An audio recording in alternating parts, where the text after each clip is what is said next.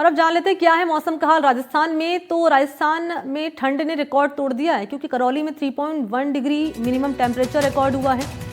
शेखावाटी में शीतलहर की चेतावनी दी गई है और यहां पर जमाव बिंदु के करीब पहुंच चुका है तापमान। उधर चूरू, सीकर, झुंझुनू, अलवर में शीतलहर चल रही है और अगले 3 दिन तक ये शीतलहर जारी रहने वाली है।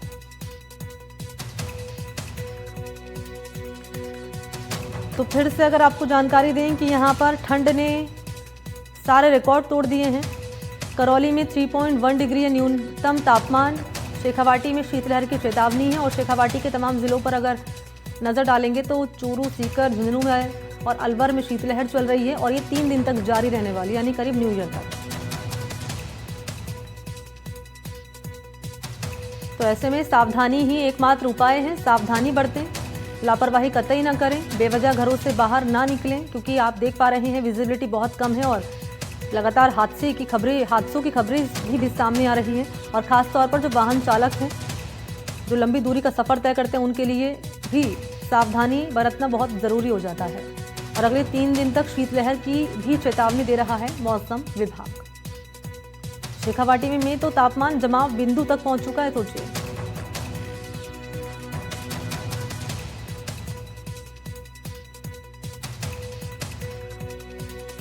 तो शीतलहर जारी रहेगी अगले 3 दिन तक, यानी न्यू ईयर तक ये शीतलहर चलने वाली है।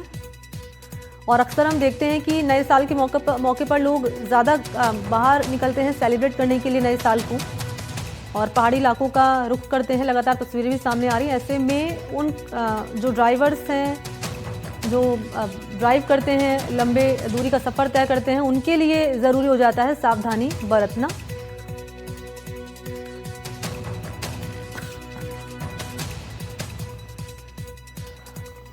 और आइए चलते हैं अपने 3 सहयोगियों के पास। इस वक्त हमारे साथ मौजूद है अलग अलग शहरों से।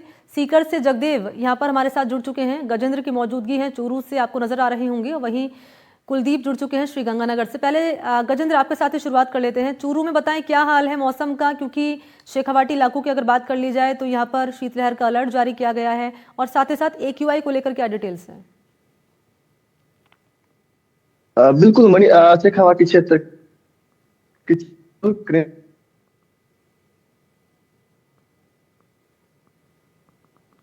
तो आप बिल्कुल मणि के साथ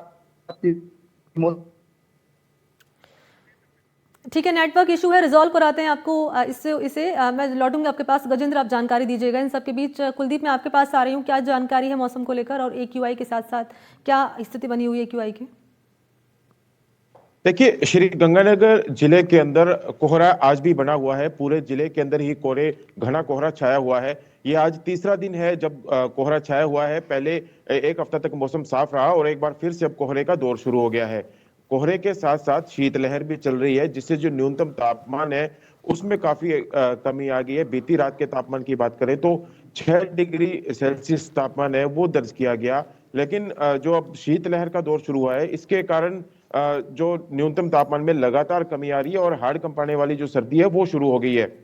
इस कोहरे के कारण जहां वाहन चालकों को काफी परेशानी का सामना करना पड़ रहा है, जो ट्रेनें हैं, बसें हैं, वो अपने जो निर्धारित समय है उससे काफी देरी से पहुंच रही हैं। वाहन चालकों को काफी दिक्कतों का सामना करना पड़ रहा है और वो अपनी हेडलाइट्स जलाकर धीरे धीरे रेंग रेंग कर अपना जो सफर है वो शुरू कर रहे हैं। हालांकि जो बाजार हैं, गलियां हैं, वो सूनी नजर आ रही हैं, क्योंकि जो लोग हैं लंबी दूरी की यात्रा करने वाले हैं वो भी अपने जो सफर है वो रात को या सुबह करने से बच रहे हैं। वहीं जो स्कूली बच्चे हैं, छात्र हैं कॉलेज के, उनके छुट्टियां होने के कारण उन्होंने राहत की सांस ली है। कि स्वास्थ्य विभाग ने अलर्ट जारी किया है कि अलसुबह और देर शाम को घरों से बाहर नहीं निकले, क्योंकि सरहदी जिला है, नहरी है, तो यहाँ पर कोहरे की मात्रा काफी ज्यादा रहती है। और जो कोहरा अलसुबह से शुरू हो जाता है वो दिन के 12-1 बजे तक रहता है और शाम को 4-5 बजे से वापस कोहरे का दौर शुरू हो जाता है। तो ऐसे में दिन कब शुरू होता है और कब छिप जाता है पता ही नहीं चलता। ऐसे में स्वास्थ्य विभाग ने ये अलर्ट जारी करते हुए कहा है कि बच्चे और जो बुजुर्ग खासकर वो लोग जब आवश्यकता हो तभी घरों से बाहर निकले, और जब भी घरों से बाहर निकले तो अपने साथ जो गर्म कपड़े हैं, चाहे वो कैप है, मफलर है या स्वेटर है, उनका पूरा इंतजाम करने के बाद ही निकले। इसके साथ साथ स्वास्थ्य विभाग ने आमजन से अपील ये भी की है कि जो पानी है उसको लगातार पीते रहे, तो ताकि सर्दियों के अंदर डिहाइड्रेशन की एक समस्या सामने आती है वो सामने नहीं आए।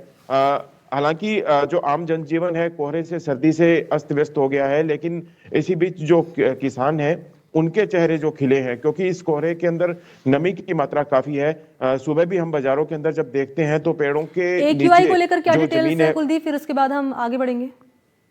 जी, AQI श्री गंगानगर जिले के अंदर लगातार जो 150 के नीचे का बना हुआ है। पहले कुछ दिन पहले तक जो AQI था वो 200 के ऊपर बना हुआ था, लेकिन अब AQI के मामले में भी प्रशासन ने राहत की सांस ली है। 150 से लगातार नीचे का स्तर बना हुआ है, जो कि एक राहत की बात है। जी, तो AQI को लेकर जानकारी 150 के अराउंड बना हुआ है यहाँ पर AQI। मैं लौटूंगी आपके पास, इस बीच मैं आपके पास आ रही हूँ अब। जगदेव, क्या जानकारी है यहाँ पर, सीकर में किस तरह के हालात बने हुए हैं? जी, मैं बताना चाहूंगा, अगर बात करें सीकर जिले की और विशेषकर शेखावाटी की, तो सीकर जिले में पिछले 2 दिनों से जो है न्यूनतम तापमान जमाव बिंदु को नजदीक पहुंचा का और 1.5 से 1 डिग्री के आसपास जो है 2 दिन से न्यूनतम तापमान है फतेहपुर का। और फतेहपुर जो इलाका जो शेखावाटी का सबसे ठंडा इलाका माना जाता है। आगामी दिनों में जैसे जैसे सर्दी बढ़ेगी वैसे वैसे जो है तापमान में गिरावट आएगी और तापमान जो है जमाव बिंदु से नीचे चला जाएगा, यानी माइनस में टेम्परेचर चला जाएगा। और जो रात को जो ओस की बूंदे हैं वो भी बर्फ के रूप में जमी हुई नजर आएगी। और अगर बात करें AQI की, तो AQI जरूर जो है सीकर का पिछले दिनों की बजाय बनिस्बत अब जो है सुधरा है, क्योंकि पहले जो AQI 200 के ऊपर था तो वो AQI अब जो है घटकर के 160-170 के आसपास आ चुका है, जिसके चलते कहीं न कहीं जो दमे और सांस की जो समस्या लोगों को थी उनसे जरूर लोगों को राहत मिली है। वहीं जो अब सर्दी बढ़ने से आम जन जीवन और दिनचर्या जो है पूरी तरह से प्रभावित नजर आ रही है। लोग सुबह सुबह जो मॉर्निंग वॉक पर निकलते थे वो भी अब कम निकलने लगे हैं और देरी से जो लोग दिनचर्या लोगों की शुरू हो रही है। वहीं जो है सुबह शाम गर्म कपड़ों के साथ अलाव तापते हुए भी लोग नजर आ रहे हैं। और मौसम विभाग की अगर बात करें तो मौसम विभाग ने 3 दिन तक जो है सर्द हवा चलने की जो है चेतावनी दी है। तो इसके साथ ही आपको बता दूं, शेखावाटी और विशेषकर सीकर के ऐसे इलाके हैं इनमें जो है आगामी 30 तारीख से 1 तारीख तक जो है हल्की बारिश या मावट होने की संभावना वो भी जताई गई है। इसके चलते जो है अब जो है दिनचर्या जो है लोगों की प्रभावित हुई है, उसको लेकर के हम यहाँ कुछ लोग हैं उनसे भी बात करना चाहेंगे कि किस तरह की दिनचर्या आई। भाई साहब, आप घूमने आते हैं सुबह सुबह, किस तरह की दिनचर्या प्रभावित हुई है?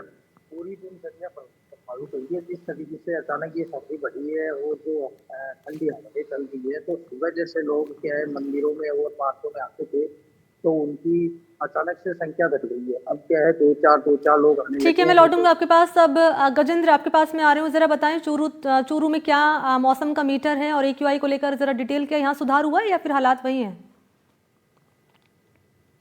बिल्कुल मणि, AQI को लेकर सुधार होता हुआ यहाँ पर नजर आ रहा है। पिछले दिनों AQI वो 350 के आसपास अति गंभीर श्रेणी में पहुंच गया था, लेकिन अब कुछ सुधार है वो हो रहा है। ऐसे में कहीं ना कहीं स्थानीय प्रशासन वो भी राहत की सांस ले रहा है। मौसम की बात करें तो मौसम भी लगातार 5 डिग्री के आसपास चूरू का न्यूनतम तापमान है वो बना हुआ है। हालांकि मौसम विभाग का कहना है कि 31 दिसंबर और नए साल के ऊपर यहाँ पर हल्की बारिश या फिर मावठ की बारिश या बूंदाबांदी है वो हो सकती है। इसके अलावा शीतलहर का येलो अलर्ट है वो मौसम विभाग ने यहाँ पर दे रखा। लगातार शीतलहर है वो चल रही है, जिसके चलते दिन के समय में भी हीट है वो बढ़ रही है। इसके अलावा गर्म बड़ी सर्दी का दौर है वो यहाँ पर जारी है। विशेष तौर पर सुबह और शाम है वो सर्दी का मीटर है वो और बढ़ जाता है। सर्दी है वो और तल्ख, तीखी, तेज होती हुई दिखाई देती है। तो ऐसे में आमजन को कहीं ना कहीं परेशानी का सामना करना पड़ रहा है। इससे बचने के लिए लोग है वो जगह जगह अलाव का सहारा लेते हुए नजर आ रहे हैं। लेकिन सबसे ज्यादा दिक्कत है वो जो सफर करते हैं सुबह जल्दी या फिर रात को जल्दी,